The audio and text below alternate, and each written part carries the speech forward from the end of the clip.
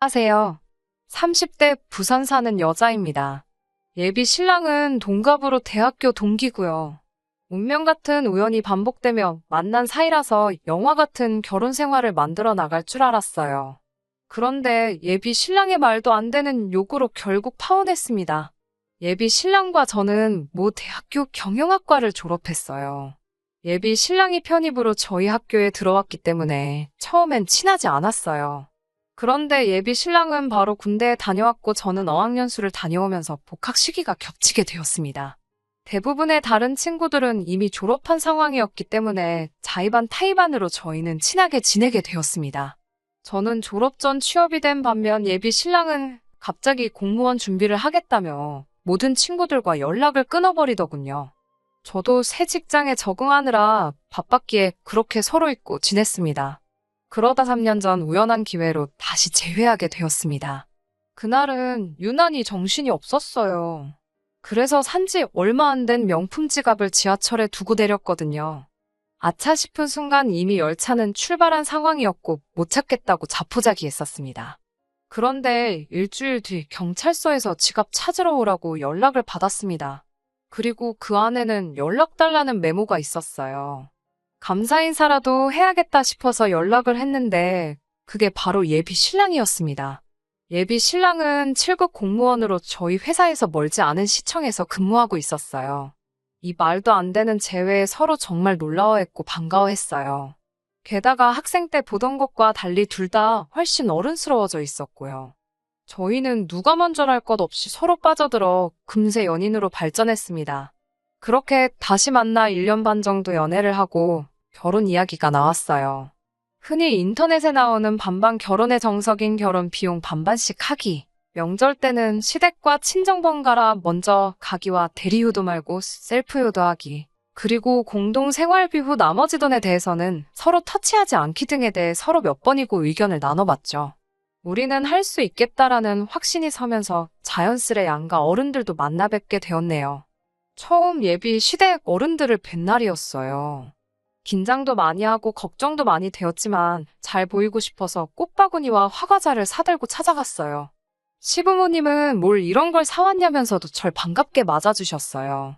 연애하는 동안 서로의 가정사에 대해서 이야기를 나눠본 적은 없어서 잘은 몰랐지만 눈치로 보기에 여유가 있어 보이진 않더라고요. 그리고 실제로 시부모님께서는 도움을 줄 형편이 안 되니 저희 둘이서 알아서 하라고 딱 잘라 말씀하시더라고요.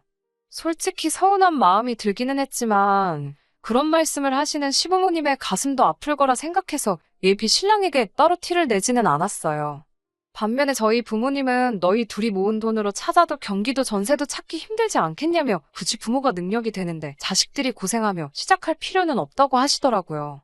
그러면서 서울에 작은 아파트 한 채를 사주신다고 하셨어요.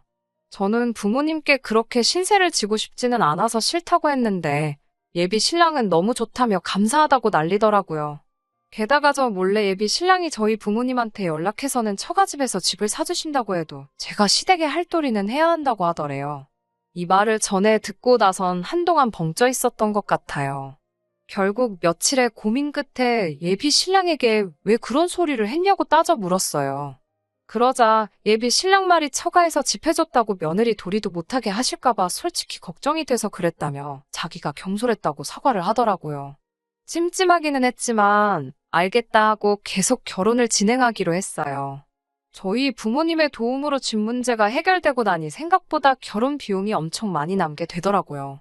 왜냐하면 제가 모은 돈 5천만 원에 예비 신랑이 모은 돈 5천만 원 총 1억이 있었거든요. 원래는 작은 전세방이라도 구하려고 했었는데 그 문제가 해결되었으니 신혼여행 퀄리티를 좀 높일 수 있겠다 싶었어요. 그래서 일정도 늘리고 숙소도 좀 좋은 곳으로 바꾸자고 예비 신랑에게 이야기했습니다. 그런데 예비 신랑이 업그레이드를 하지 말자고 하더라고요. 제가 왜 그러냐고 물으니까 어차피 우리 집 문제 해결되었으니까 자기가 모은 돈은 1,000만 원만 빼고 전부 다 시댁에 드리겠다는 거예요. 결혼 후에는 더 이상 시댁에 신경 쓰기가 어려우니까 장가가기 전 효도하는 셈치고 그러고 싶다고요. 그 말을 듣고 보니 일리가 있다 싶어서 그러라고 했어요. 그리고 저도 제가 모은 돈 1,000만 원만 빼고 다 친정에 드리겠다고 했어요. 친정에서 집까지 사주시는데 저도 그렇게나마 효도를 해야겠다고요. 그러자 예비 신랑이 질색을 하면서 그 돈을 다 들이면 신혼여행 퀄리티도 낮아지고 신혼집에 들어갈 가전이나 침구도 다 한 단계 낮을 걸 사야 되지 않냐면서 따지더라고요. 결혼 후 언제 어떻게 돈이 필요할지 모르는데 왜 그 돈을 다 친정에 들이냐면서요. 듣고 있는데 어이가 없어서 예비 신랑한테 자기는 그 돈 다 시댁에 드릴 거면서 나는 왜 우리 집에 못 주게 하냐고 받아쳤어요. 그러자 한다는 소리가 너네 집은 돈이 많아서 우리 집도 사줄 수 있지만 시댁은 돈이 없으니까 당연한 거 아니냐며 완전 배째란 식으로 나오더라고요. 아나무인의 내로남불이 따로 없는 그 모습에 완전 깨더라고요. 결국 그날 이후로 3일 동안 서로 아무 연락도 하지 않고 냉전 중이었어요. 생각해보면 예비 신랑은 그때도 물론 공무원 시험 준비 때문이긴 했지만 일방적으로 연락을 끊어서 제가 정말 속상했거든요. 그때의 일을 생각하니 어쩌면 예비 신랑이 이기적이고 전형적인 내로남불 스타일인 것 같아서 결혼이 망설여졌어요. 그래도 내심 예비 신랑에게 먼저 미안하다고 연락이 오면 받아줘야지 생각하고 있었는데요. 어제 저녁에 예비 시부모님과 만났고 파혼하는 걸로 결정했습니다. 어제 오전에 예비 시부모님께서 전화를 해오셨더라고요. 제가 전화를 받자 저한테 대뜸 너는 한가족들 애가 어쩜 그렇게 야박하냐고 면박을 주시더라고요. 솔직히 처음엔 무슨 말씀을 하시는지 정확히 파악을 못했어요. 예비 시모가 전화에 대고 뭐라고 막 화를 내다가 스스로 갑갑했는지 이따 저녁 어디 카페로 나오라고 그러곤 전화를 딱 끊어버리셨어요. 말씀하신 카페에서 기다리고 있는데 예비 시모가 갑자기 장소를 바꾸더라고요. 그래서 바꾼 장소로 이동을 하다 보니 예비 시모보다 좀 늦게 도착을 했어요. 늦어서 죄송하단 인사를 끝마치기도 전에 예비 시모는 저에게 어른을 기다리게 했다며 무릎 꿇고 앉으라고 하시더군요. 무릎 꿇으란 말에 저도 마음이 정말 많이 상했어요. 그건 좀 지나치신 것 같다고 말씀드리고 그냥 의자에 앉았더니 벌써부터 시어머니 말 알기를 우습게 안다며 호통을 치시더라고요. 마치 어떻게든 기선제압을 하시려는 것처럼 느껴졌어요. 여러 가지 말씀을 하셨지만 결론은 예비 신랑이 결혼자금으로 모아둔 돈에서 1,000만 원을 제외하고 나머지는 시댁에 주는 걸 반대하지 말아라. 그리고 네가 모은 결혼자금은 니네 친정에 주지 말고 신혼여행을 비롯한 앞으로 부부 생활에 필요할 때 쓰라고 하시더군요.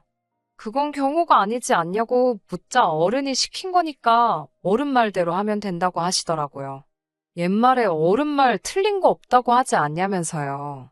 어른이 시키면 네 하고 받아들이면 모든 일이 행복하게 해결되는데 왜 말끝마다 말대꾸를 하냐고 하시더군요. 그 순간 알게 되었습니다. 단순히 예비 신랑이 이상한 게 아니라 예비 시어머니를 닮은 거구나라는 생각이 퍼뜩 들더라고요. 만약에 제가 예비 신랑과 결혼을 해서 아이를 낳으면 아이가 저렇게 자랄 수도 있겠구나 생각하니 결혼하면 안 되겠다라는 결론이 내려졌어요.